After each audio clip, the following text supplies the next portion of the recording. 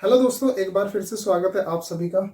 तो आज की इस क्लास में हम बात करने वाले हैं एप्लीकेशन ऑफ ट्रिग्नोमेट्री के जो क्वेश्चन हमारे बाकी बचे थे क्वेश्चन नंबर 9 से, उनको हम आज करने वाले हैं। इससे पहले मैंने सारा पूरा चैप्टर 9 का कंसेप्ट और 1 से लेके क्वेश्चन नंबर 8 तक जो एक वीडियो का लिंक है वो डिस्क्रिप्शन में डाल दिया है, आप वहाँ से उनको देख लीजिएगा। क्वेश्चन नंबर 9 से आगे के जितने भी क्वेश्चन है 1 बाय 1 बहुत अच्छे से समझने वाले हैं। उन सबको थोड़ा सा पढ़ने में आपको डिफिकल्ट लगेगा क्वेश्चन, लेकिन अगर आप उसको समझेंगे ना तो गेम बहुत ईजी है उसके पीछे।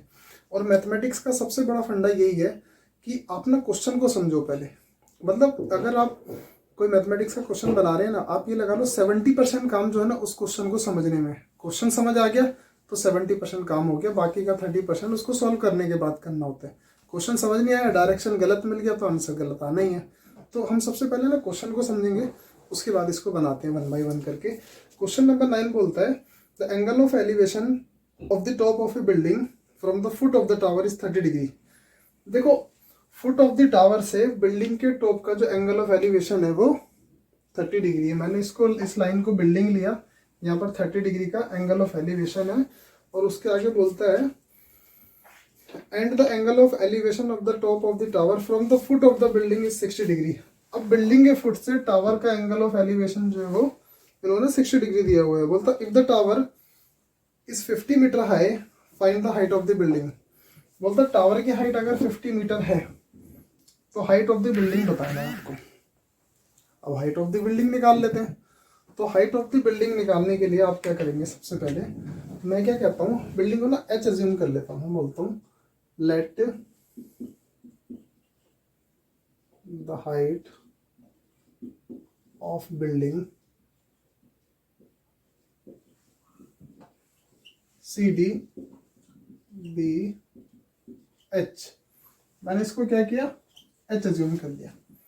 अब बात करेंगे, पहले मुझे ये परपेंडिकुलर पता है और बेस कॉमन है दोनों ट्रायंगल में। मतलब अगर ट्रायंगल ए बी सी या फिर मैं बी सी डी की बात करूं तो बी सी तो कॉमन है दोनों में। तो अगर मुझे बी सी मिल जाता है ना, तो बी सी कहाँ से मिलेगा, इस वाले परपेंडिकुलर के साथ रेशो बना के। तो अगर मुझे बी सी मिल जाता है तो उस बी सी से वो हाइट भी मिल जाएगा उधर वाला परपेंडिकुलर जाके। पहले मैं क्या करूंगा, इस 50 मीटर के साथ में रेशो रख के मैं पहले बेस निकालूंगा। तो होता क्या है कि 50 मीटर क्या है, अगर मैं 60 डिग्री वाले थीटा की बात करूं तो मैं बोलूंगा in right triangle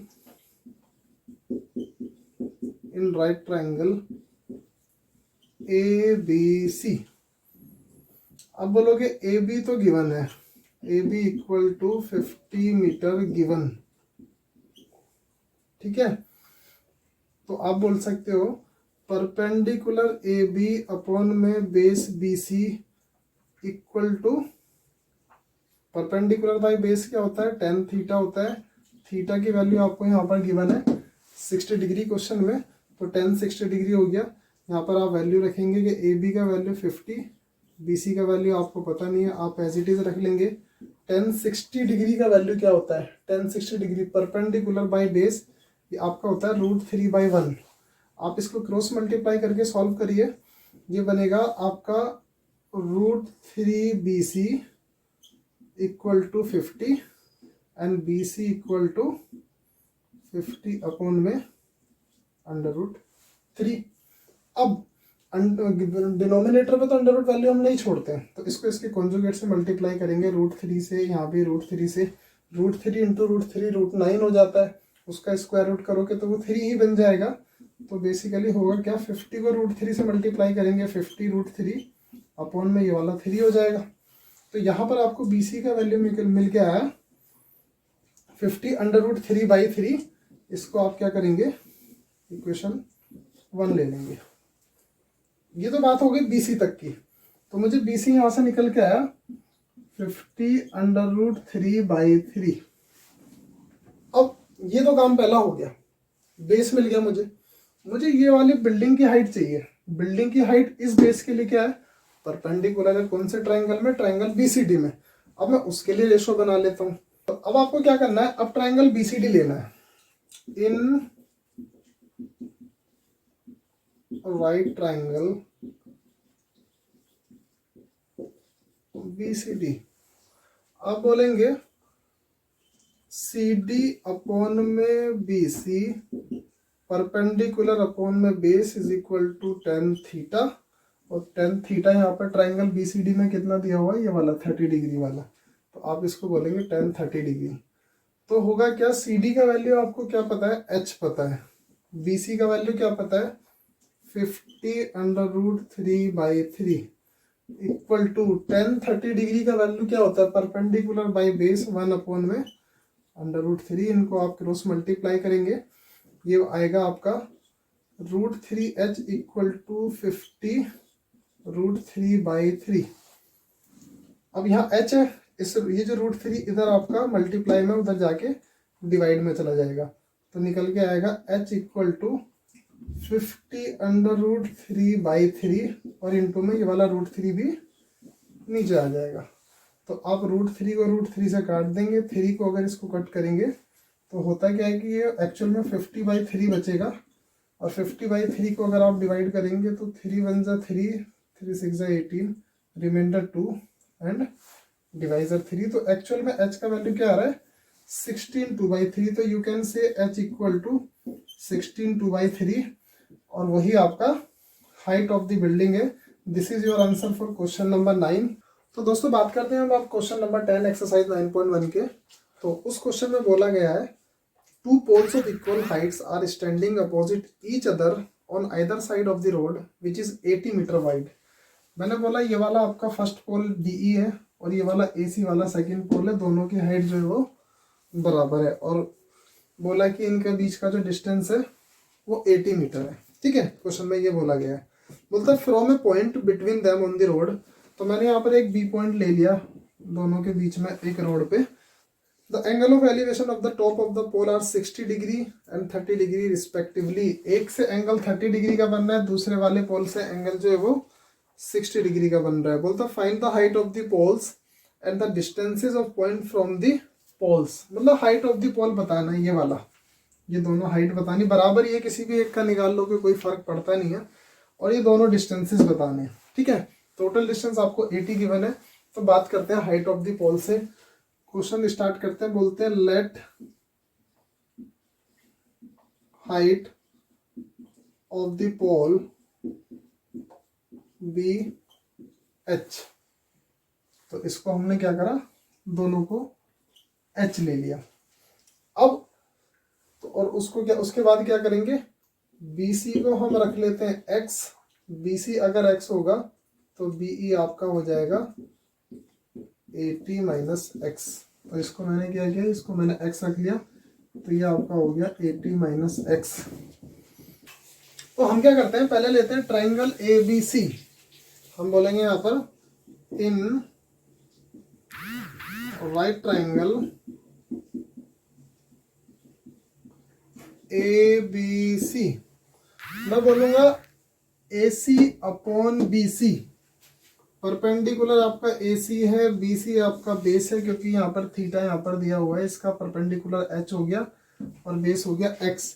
unequal to कितना बनेगा, टेन थीटा बनता है, गिवन है आपको थीटा 60 डिग्री का।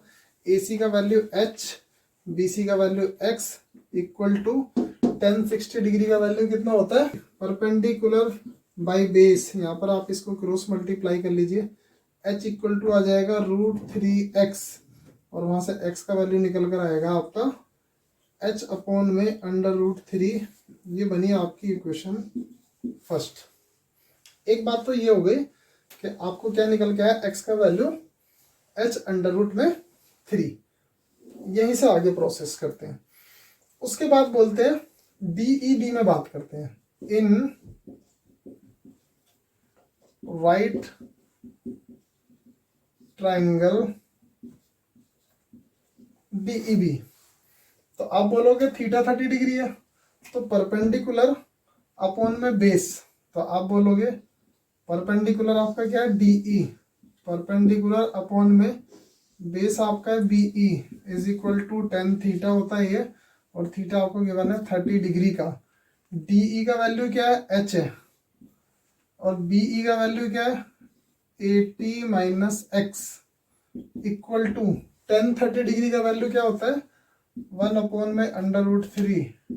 इसको आप क्रॉस मल्टीप्लाई कर लीजिए, ये आ जाएगा √3h equal to 80 minus x. उसके बाद x का वैल्यू तो यहाँ पता है आपको पहली वाली इक्वेशन में, putting value of x from 1, पहली वाली इक्वेशन से x का वैल्यू डालेंगे तो ये आ जाएगा आपका √3h equal to 80 minus x का वैल्यू क्या होता है h बाई √3, h बाई √3। ये दोनों h की फॉर्म में है तो हम बात करेंगे कि इसको h को ये माइनस में था, इधर आके प्लस हो जाएगा तो मैं बोलूँगा ये √3h ये माइनस वाला प्लस हो जाएगा आपका h अपॉन में √3 इक्वल टू 80। अब इनका एलसीएम ले लो आप दोनों का तो ये √3 इधर मल्टीप्लाई होगा तो मैं बोलूँगा √3h इंटू √3 प्लस में या 1h के साथ मल्टीप्लाई होगा और डिनोमिनेटर पे तो ये √3 ही रहेगा। तो ये √3 क्या बन जाता है 3 बन जाता है क्योंकि √3 √9 हो जाता है, उसका स्क्वायर रूट करोगे तो 3 होगा। तो ये बन जाएगा आपका 3h plus h equal to √3। अब यहाँ पर क्या हुआ कि ये हो गया और यहाँ पर ये आपको ये भी गिवन है इक्वल टू 80 भी गिवन है।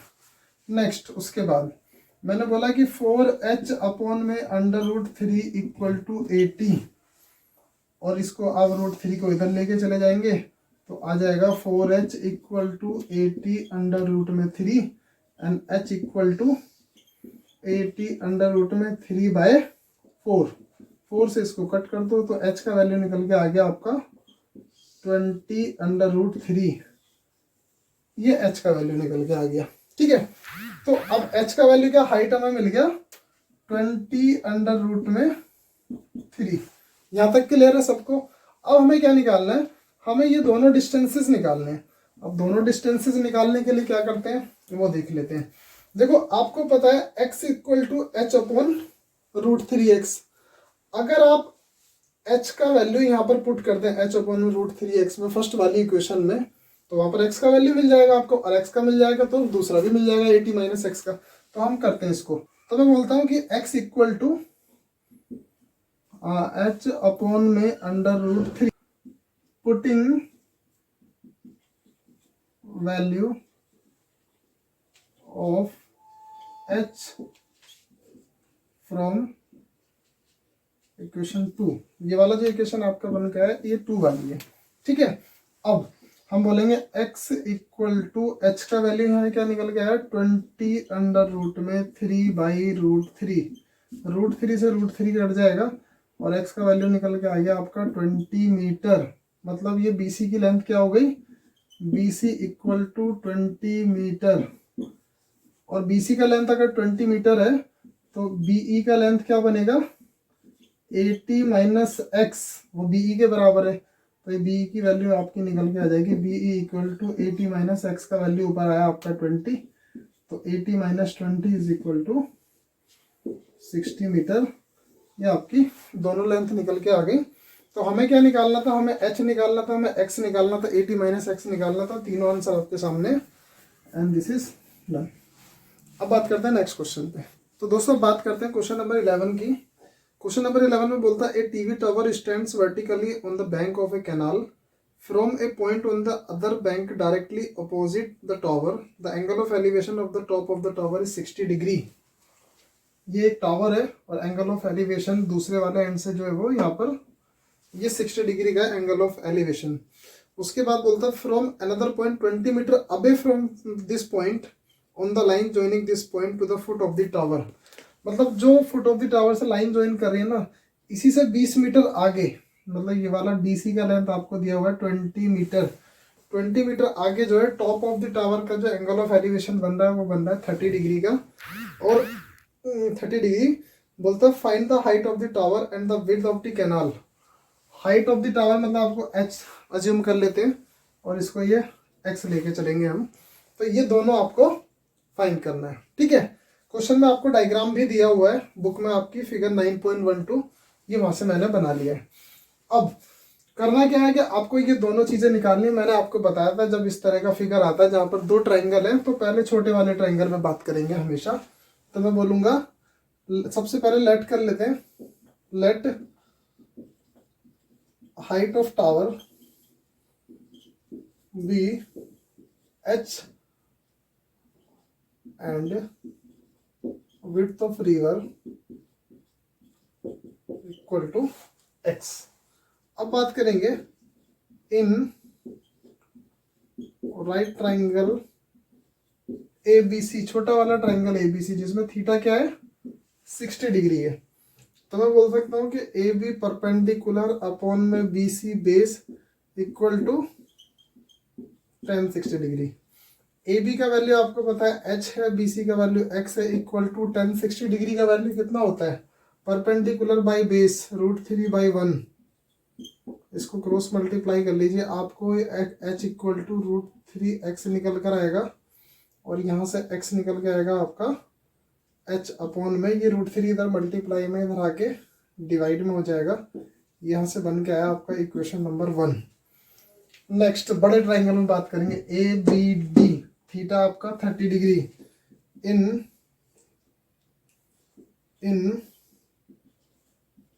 राइट ट्राइंगल ABD, तो वहां क्या होगा AB परपेंडिकुलर अपॉन में BD। देखो BD ये x है और ये 20 है, दोनों मिला के कितना हो जाएगा पूरा, आप बोल सकते हो 20 + x।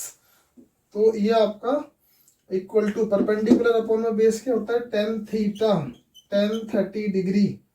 आप वैल्यूज रख लेंगे, AB का वैल्यू आपको पता है h है और BD का वैल्यू क्या है 20 + x equal to tan 30 degree का वैल्यू कितना होता है, tan 30 डिग्री का वैल्यू होता है आपका 1 अपॉन में √3। आप इसको क्रॉस मल्टीप्लाई कर लीजिए, ये निकल कर आएगा आपका √3h equal to 20 + x। x का वैल्यू यहाँ लिख लेंगे, putting value of x from 1। पहली वाली इक्वेशन से आप x का वैल्यू अगर यहाँ डालते हैं तो ये क्या बनेगा, ये बनेगा आप लोगों का √3h इक्वल टू 20 + x का वैल्यू h अपॉन में √3, h अपॉन में √3 इनका आप ये हो गया। ठीक है, अब क्या करेंगे कि ये इधर प्लस में है ना h अपॉन में √3, इधर लाके इसको माइनस में कर लो, तो ये क्या हुआ √3h माइनस में h अपॉन में √3 इक्वल टू 20। यहाँ से आप इनका एलसीएम लेके माइनस कर दीजिए, ये √3 इधर जाके मल्टीप्लाई होगा तो √3h इंटू √3 माइनस में ये h 1 से मल्टीप्लाई होगा तो एज इट इज रहेगा एंड डिनोमिनेटर पे, तो एलसीएम इनका √3 होना है इक्वल टू 20। ये √3 तो आपका 3 बन जाएगा क्योंकि √3 9 होता है और 9 का स्क्वायर रूट होता है 3। आप बोल सकते हो 3h माइनस h अपॉन में √3 इक्वल टू 20। इस √3 को उधर ले जाओ और ये 2h बच जाएगा, 2h इक्वल टू 20 √3 डिवाइड में था उधर जाके मल्टीप्लाई हो जाएगा and h equal to 20 √3 divided by 2, 2 से इसको डिवाइड करो 10 आ गया। h का वैल्यू निकल के आया आपका 10 √3, ये वाला इक्वेशन 2 बना लो तो h का वैल्यू निकल के आ गया आपका 10 √3। यहाँ तक क्लियर है। चलो अब हमें क्या निकालना है, हमें x का वैल्यू निकालना है। x क्या दिया हुआ है आपका, हम लिखेंगे फ्रॉम इक्वेशन 1, यहाँ क्या x equal to h upon में √3। अब putting value of h from equation 2, तो वहां पर क्या हो जाएगा x इक्वल टू h की वैल्यू आपकी 10 √3 होती है और डिनोमिनेटर में भी √3 है, √3 से √3 कट जाएगा एंड x इक्वल टू आपका 10 मीटर। ये आपका आंसर हो जाता है फॉर क्वेश्चन नंबर 11 एक्सरसाइज 9.1। चलो नेक्स्ट करते हैं। तो अब बात करते हैं क्वेश्चन नंबर 12 की। इसमें बोलता है तो from the top of a 7 meter high building the angle of elevation of the top of a cable tower is 60 degree. मतलब 7 मीटर हाई बिल्डिंग के ऊपर एक टावर रखा हुआ है, उसका एंगल ऑफ एलिवेशन जो है किसी पॉइंट से वो 60 डिग्री है। वही क्या बोलता है, एंगल ऑफ डिप्रेशन क्या बोला क्वेश्चन में, an angle of depression of its foot is 45 degree, मतलब इस टावर के फुट की बात कर रहा है। टावर का फुट का है पॉइंट बी पे, पॉइंट बी से एंगल ऑफ डिप्रेशन जो है वो कितना है 45 डिग्री। एंगल ऑफ डिप्रेशन मैंने क्या बताया था, एक हॉरिजॉन्टल लाइन होती है इस तरह से, तो ये 45 डिग्री होता है। ये 45 डिग्री है, तो ये नीचे वाला एंगल भी आपका 45 डिग्री होगा। क्यों? क्योंकि मैंने क्या बोला था, ऑल्टरनेट इंटीरियर एंगल। मैंने आपको कंसेप्ट में बता रखा है पिछली वाली वीडियो में, डिस्क्रिप्शन से आप देख सकते हैं। तो मैंने उसमें बोला था कि एंगल ऑफ डिप्रेशन आप यहाँ से बोलते हैं, दो पैरेलल लाइन है, उनको एक ट्रांसवर्स लाइन क्रॉस कर रही है, तो ये एंगल ऑफ डिप्रेशन अगर 45 है तो एंगल ऑफ एलिवेशन भी 45 डिग्री का होगा। क्वेश्चन को हम एंगल ऑफ एलिवेशन से सॉल्व करते हैं। अब हम क्या करते हैं, हाइट ऑफ द टावर को h ले लेते हैं कि let the height of the tower be h। Height of the tower को मैंने h ले लिया, वही आपको पूछा गया है। अब देखो यहाँ पर मेरे को क्या करना था, छोटे वाले ट्रायंगल में बात करना है, तो मैं बात करूंगा इन राइट ट्रायंगल BCD। आप क्या बोलोगे, BC अपॉन DC या BC अपॉन perpendicular upon CD equal to perpendicular by base क्या होता है tan थीटा, और tan थीटा छोटे वाले ट्रायंगल के लिए क्या है 45 डिग्री, तो tan 45 डिग्री। BC का वैल्यू 7, CD का हमें नहीं पता है। tan 45 डिग्री 1/1 होता है, क्रॉस मल्टीप्लाई करेंगे, CD का वैल्यू आपका निकल के आ जाएगा 7, ये आपका 1 बन के आ गया। CD का वैल्यू भी आपका 7 आ गया, 7 मीटर। अब बात करते हैं, हमें निकालना टावर AB का। अब देखो AC का लेंथ क्या है यहाँ पर, अगर मैं यहाँ पर बोलूँ कि AC का लेंथ क्या है, तो आप बोलोगे AB प्लस BC, तो AC इक्वल टू क्या हो गया H प्लस 7 या 7 प्लस H, हम इसको जो भी बोल सकते हैं, ठीक है। तो अब हुआ क्या कि यहाँ से AC का लेंथ मुझे पता है H प्लस 7 होता है। चलो आगे प्रोसेस करते हैं, क्वेश्चन को बात करते हैं ट्राइंगल ACD। मैं बोलूंगा इन राइट ट्राइंगल ACD, पूरा ऊपर वाला परपेंडिकुलर AC और नीचे बेस CD इक्वल टू 10 कितना होगा, टॉप से एंगल ऑफ एलिवेशन कितना 60 डिग्री का, तो tan 60 डिग्री। AC का लेंथ आपको पता है क्या है H प्लस 7 अपॉन में CD का वैल्यू 7 है, इक्वल टू tan 60 डिग्री का वैल्यू होता है आपका √3/1, क्रॉस मल्टीप्लाई करेंगे तो ये आपका हो जाएगा H प्लस 7 इक्वल टू 7√3। ये 7 इधर प्लस में, उधर ले जाओ इसको उठा के माइनस में, तो ये हो जाएगा फिर आपका H इक्वल टू 7√3, और ये इधर प्लस में तो जाके माइनस में हो जाएगा, माइनस का 7, एंड H इक्वल टू यहाँ से 7 कॉमन उठा लो, ब्रैकेट में √3 एज इट इज रहेगा और यहाँ 1 आ जाएगा। तो ये आपका हाइट ऑफ द टावर निकल के आ गया। देखो आप इसको आंसर को ना यहीं तक छोड़ सकते हैं। कई बार आपको क्वेश्चन में √3 का वैल्यू मेंशन होता है कि आपको √3 के प्लेस पे 1.73 या जो भी वैल्यू लेना है उसके अकॉर्डिंगली आप वो वैल्यू रख के आप माइनस करके सॉल्व कर सकते हैं। अगर आपको वो रेफरेंस वैल्यू नहीं गिवन है आप यहीं तक छोड़ सकते हैं, यही इस क्वेश्चन का आंसर है।